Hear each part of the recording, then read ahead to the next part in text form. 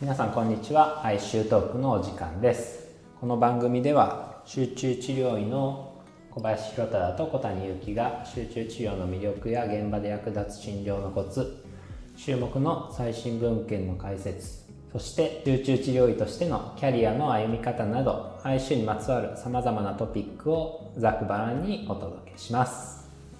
こんにちは、小林弘忠です。こんにちは、小谷祐樹です。ICU トーク第22回目です。今日この収録してるのは5月8日なんですけれど、皆さんの元にも届いてるかと思いますけれど、昨日、実際の一昨日かなと思いますが、オーストラリアの、リナルド・ベローモ先生がお亡くなりになったというニュースが入ってですね、この集中治療界隈では非常に大きな衝撃をみんな受けたわけです。で、今回はこのベローモ先生のことをちょっとお話ししてみようかなと思います。もともとはですね、ベローモ先生はイタリア人なんですよね。もともとイタリア人なんですか？あ、そうなんですね。実は、非常になんていうんですかね、お名前的にも母音で終わるお名前で、イタリアの方で、確か大学の頃ですかねにオーストラリアに移られて、最後はそこで教授にもなられたそのモナッシュ大学というメルボルンの施設で、医師の課程というか医学の課程を得られたというふうに聞いてます。で、その後集中治療の分野、腎臓それから集中治療の分野を中心にされて、一時期アメリカにもピッツバーグにも行かれてたというふうに聞いてますけれど、その後はオーストラリアで中心に活動されていたと。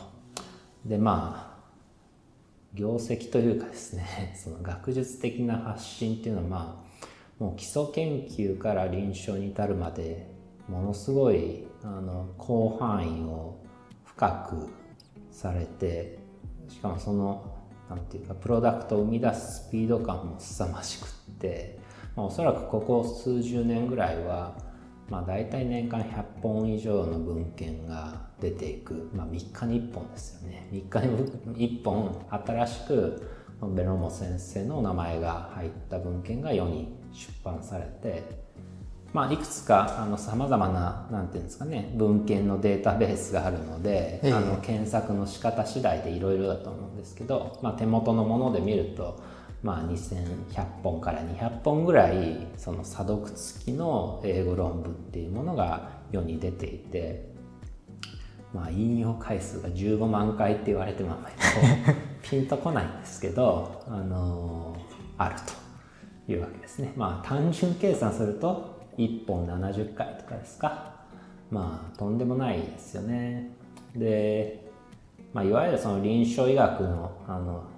最高峰のジャーナルの一つであるニューイングランド・ジャーナル・メディスンにも、40本ぐらいお名前の入った文献があると。それにはとどまらずですね、AKI、当初は ARF ですかね、急性腎不全って呼んでたものが、急性腎障害に形が変わっていく、その定義をずっとリードしてきたのもベローモ先生ですし、直近では肺血症診断基準も2回改定されて3個目をみんな今使ってるわけですけど、そこにもお名前があるし、あらゆるその集中治療のマネジメントのをガイドしてきた、そういういわゆるその集中治療の巨人というかですねまさにその先駆けでありリードし続けてきた、そんな方ですよね。小林先生は何かこのベローモ先生に対して何か印象とか何かお持ちなところありますか？そうですね。私はベローモ先生には直接お会いしたことはなくて、何度か録画された講演会みたいなのを見たことがあります。で、それとは別にもうベローモ先生はもう先ほど小谷先生がおっしゃったように集中治療界隈で、巨人といえばっていうほどの名前なので、もう文献を見れば必ず名前が出てくるような先生ですよね。で、私の中で言えばやはり AKI のことに関してすごい尽力をされたなという印象があって、日本でも内野先生と一緒に AKI に関する疫学研究などをされて、でその後もどんどん AKI に関する仕事をやっていったと。でそれに伴ってまたどんどん多分野にも手を広げていって、もう今ではほぼ全ての集中治療のトピックに集中治療のトピックの文献に名前が出てくるような、もうとてつもない、なんですかね、あまりにも私からすると程遠い先生の印象ですね。そうですね。なので例えばまさにそのビデオでの講演の様子とかは、あれはテッドだったんですかね。なんかそういうのでテッドのメルボルン版みたいなのでお話しされてる様子とかあって、なんていうんですかね、日本人からしても非常になんか聞きやすい英語を話されるなっていつも思ってて。そうですね。で、当然こうものすごく理路整然としていて、聞いてるとなるほどってこうなんか納得せざるを得ないようななんかロジックなり、その話の運び方みたいなのが非常に印象的で、直近で日本集中治療学会の50周年の記念で慈恵医大の藤井先生を中心にインタビューされてる動画も、あれはおそらく期間限定の公開だったんだと思うんですが、非常にまさに我々ないしはそれよりも若い世代に対して日本世界の集中治療が今後どういうことを目指していくべきかみたいなお話があって、非常にこう自分自身こう勇気づけられるというか、なんかすごい後押ししてくれるような、なんかそういう言葉があったなって思いますね。そうですね。私もそれを見たのは覚えていて、その中でも一番覚えているのは、ベローモ先生、これまでも集中治療界隈全体に対してすごい、影響力を及ぼしてきたと思うんですけど、それと同時にやはりオーストラリアの中の集中治療医学に関しても、非常に発展に尽力されてきて、でその中で今後日本の集中治療を、どうやって発展させていくべきかみたいな話がそのインタビューの中であって、でそれに関して、今後これから若い世代、先ほど先生がおっしゃったように私たちぐらいの先生とかより若い先生たちが、これからあなたたちの世代がどんどん尽力をして、で日本の集中治療界を発展させていくんだよ、そういうことが大切だと思いますっていうことをおっしゃっていて、私はそれが非常に心に残ってますね。そうですね。いやもう全く同じですね。なのでこう当然そのインタビューっていうのは、比較的若い世代の方も質問者として入っていたのもあったわけですけれど、本当にあたかもこう自分にこう問われてるというか、話しかけられているかのようなこうある種のその切実なメッセージというか、叱咤激励じゃないですけれど、なんかそういう意味合いで自分もすごい受け取ったなっていうのを覚えてますね。いやそうですね自分自身は非常に幸運なことにですね、留学したのはイタリアだったわけですけれど、その所属していたというか留学先の施設が指導教官と、ベロモ先生が非常に懇意にしていて、いろんな研究を一緒にやるっていう、そういう間柄だったのもあって、自分自身もいくつかのプロジェクトでベロモ先生とやり取りする機会っていうのがあって、いくつかすごく印象に残ってるのがですね、これはあらゆるこういう名前が知られているというか方共通かもしれませんけど、とにかく返事が早いですよね。で非常に端的で、仮に、例えば学会で講演がこう立て続けてあるので時間が取れないみたいな時でもいついつまでには返すって言ってきて、その期限より絶対早く返ってくるんですよね。なのでそのなんていうんですかね、エネルギーもそうだし生産性の高さというか、当然僕のプロジェクトなんてベロモン先生からしたら別に端っこの方のことなわけですけれど、そういう一つ一つに非常にこう丁寧にどんどん対応していく。そうじゃないと多分どんどん溜まっていくんでしょうねっていうのはあるんだと思うんですけど、その速さ、あとはですね、メールが返ってきて一言目はだいたいいつもすごく褒めてくれるんですよね。それもなんかすごい印象的で、なかなかなんていうか、当然そんなパーフェクトな文献を送ってるわけじゃないわけですけれど、一言目必ず褒めてくれて、でその後に「However」って言ってみたいな、でなんだったら「However」のところにカッコして「いやいつもこうやって次には However が来るんだよ」みたいな感じでビラモ先生自身が書いてたりしてですね、でもそれがおそらく一つのフィードバックのなんかやり方としてされてんだろうなと思うんですよね。なのでいろんなまだなんていうか非常に未熟というか改善しないといけない点がたくさんある文献だけれど、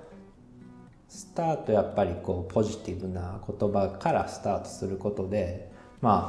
先ほども少し言ったようにもうベロモ先生っていうのはすごい遠くな存在でですね、そこからもう一言目からここがダメでダメでダメでダメでって言われるとすごいうっとくるわけですよ教わる側からすると。でも最初にそうやっていい言葉でこうある種盛り立てていただいて、でこういうところを直せば次こういう風に見えるんだなみたいなのを言ってくれるのはすごくありがたいなって思いますね。それこそ時間がない中で、ある種その一文を最初に入れてくれるっていう、本当に伝えたいのは2文目からだとしても、一言そうやってなんかポジティブな言葉をかけてくれるみたいなんていうのはなんかこちらの気持ちも入っていきやすいし、すごいいいなっていつも思いましたねあとはもう一つはこう何度か直接お目にかかる機会もあったり、ウェブでお話しする機会もあったんですけど、すごくフラットなんですよね。こちらに対して対等というか全然選ぶらないというかラフな感じで話しかけてくれる。例えばその学会でなんかすれ違ったりするときになんか元気にやってるとか、こうなんか学会のどういうところが面白かったとか、なんかこうもうとんでもなく年齢的にも業績的にももう圧倒的に違うわけですけれど、一人の人間としてフラットに接してくれてるみたいな、全然僕が先生で君は教わる側でしょみたいな、そういうなんか上下関係みたいなのを作らないで話してくれるみたいな、なんかそういうやっぱりなんですかね、人間性というかみたいなところにそのベロモ先生の能力とか知識量とかそういうのを超えてなんかこうみんなが惹かれて彼のもとに集まって、大きな組織ができて大きなプロジェクトがいくつも成功を収めたんじゃないかなって、なんかそんなことを思ってたんですよね。なるほど。確かにお話をお聞きするとそのフラットな対等な関係性っていうのは特に多くのプロジェクトをいろんな人とやるときに必ずキーになる力になるんじゃないかなと思ってて、もしそこでこうひとたび私はもうこれだけやってきてこれだけ偉いんだみたいな感じが出てきてしまうと、他の人がまあ離れていってしまうというか、なかなか意見を聞きにくかったりとかするので、これだけコラボレーティブに仕事をできるっていう、それ自体がもうすごいなっていうふうに思いますね。いや、そうなんですよね。なので当然まあ彼の意見はいろんな意味でおそらく通りやすいっていうのは、これはリーズナブルだし、業界での立ち位置みたいなのもあったので、それ絶対あるんですけど、別にだからってこうゴリ押しするみたいなんじゃないっていう、なんかそのスタンスがこうそうであるからこそより上に立つというか、前に立つなんかリーダーであり、まあ、いろんな立場の人にとってのメンターにもなってらした非常に大きな要因じゃないかなってなんとなく思いますね。なるほど。いや、非常に貴重な経験をされてますね。羨ましいですね。いや本当にでもまあね、各論で言えばその文献がベロモ先生とのラリーの中でどんどんブラッシュアップされていく様子とかもやっぱりすごく勉強になったんですけど、なんかやっぱり自分にとってはそういうこう気持ちというか姿勢みたいな、なんかそういうところをまあ勉強させてもらったというか、まあこうなれたらいいなみたいな、なんかそういうのはすごい感じたし、おそらくベロモ先生の周りにいる人たちにもそういう影響っていうのはこうじわじわっと染み出しのように広がっていっていて、よりその組織はもっと強くというか結束力もあるし、いい雰囲気の中で成長していくんだろうな、なんかそんな気がするんですよね。いやなのでなんていうんですかね、当然そのベロモ先生を中心にいろんなこう医学界というか集中治療業界としていろんなこう発見があって、まあ、我々の普段やってる診療の中に彼らを中心とした業績みたいなのが大きく影響してるっていうのは間違いないんですけれど、まあなんかそれ以上にですね、自分としてはなんかそうやって直接少しだけれど関わらせてもらった中で、なんかそういうリーダーとは格あるべしみたいなまあ本当にそうですね。これX でもいろんな方が言ってましたけど、まさにロールモデルってなんかこういう人のこと言うんだろうなってなんか思いましたね。ああ、なるほど。その卓越したスキル知識にとどまらないその人間性みたいなところをすごくこう、まあ、学びたいなってなんかそんな風に思う人でしたね。あとベローモ先生というと、私自身は先ほど言ったように直接関わりないですけど、日本人の方が結構留学されて、一緒に研究されている方たちもいたので、そういう意味ではやはり日本と非常に関わりがあるというか、先ほどの集中治療学会の時にもインタビューに応じてくれるような方なので、日本との関わりも深くて、おそらく我々よりもさらに直接指示を受けた先生方も多くいらっしゃるんじゃないかなと思いますね。そうですね。なので、実際今も多分同じ病院なり同じ研究施設で、そうなんですよ。働いてる方も何人かお知り合いというかいらっしゃるんですけど、より近い方からするとよりこう濃密な時間なり体験があると思うので、またそういう方々がどんな風に思われてたかみたいなのもお聞きしたいなってなんか思いますね。おそらくでもその日本人とのつながりっていう意味でも、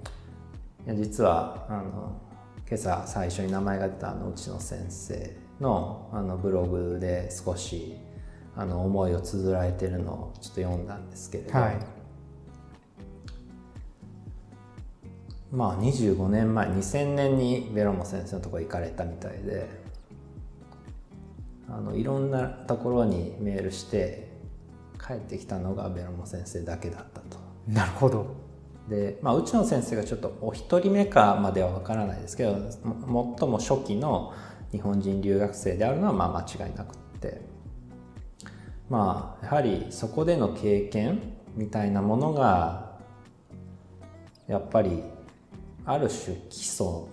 日本人とベロモ先生のつながりのなんか基礎みたいな、最初の第一歩になったのはおそらく間違いなくって、おそらくそこから多分10人では聞かないぐらいの方が行かれてると思うんですよね。で、皆さんいろんな体験経験をなさって帰ってきたっていう、そういう意味でもなぜか日本人と少しつながりというかのことを気にかけてくださってたっていう、おそらくそれは日本人に限らないんでしょうけれど、なんかそういう確かに印象ありますね。そうですね、今回ベローモ先生が亡くなられてしまったわけですけれども、近いところではイタリアのガッツィオーニ先生も亡くなられたりして、ちょっと集中治療界の巨頭と言われる方たちがいなくなってしまって少し寂しいなっていう気持ちがありますね。そうですね。おそらくこのガッツィオーニ先生とかだと50年ぐらいですかね。40、50年、つまり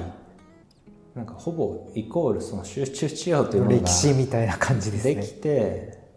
ずっとリードしてきた方たちが亡くなって次の世代にこれから移っていく、まさにそういう今一つの時期を見てるのかもしれないっていう意味では、やっぱりとはいえあれですよね、やっぱりなんていうかこれまでのなんか積み重ねというか歴史みたいなものがあって次の世代に行くわけなんで、全く多分新しい展開になるわけじゃなくって、そうですね、そういった本当の意味での偉大な先人たちの系譜というか、なんかそれを組んで次どういうところに、ある種ベロモ先生、ガッツィオーニ先生たちだったらどう考えたんだろうみたいなこともちょっと頭に思い浮かべながら、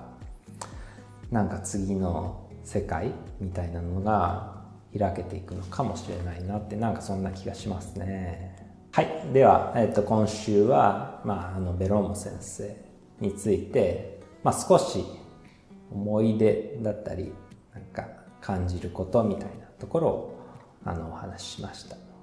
改めてですね、ご冥福をお祈りしたいと思います。はい、では続きはまた来週。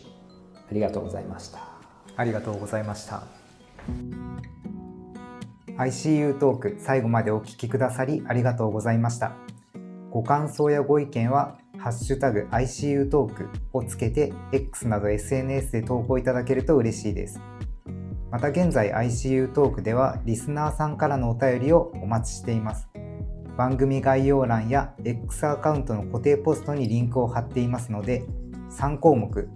お名前またはペンネーム、連絡先、そして質問内容、コメントなどを入力いただければ番組で取り上げていきたいと思っています。ぜひお気軽にご利用なさってください。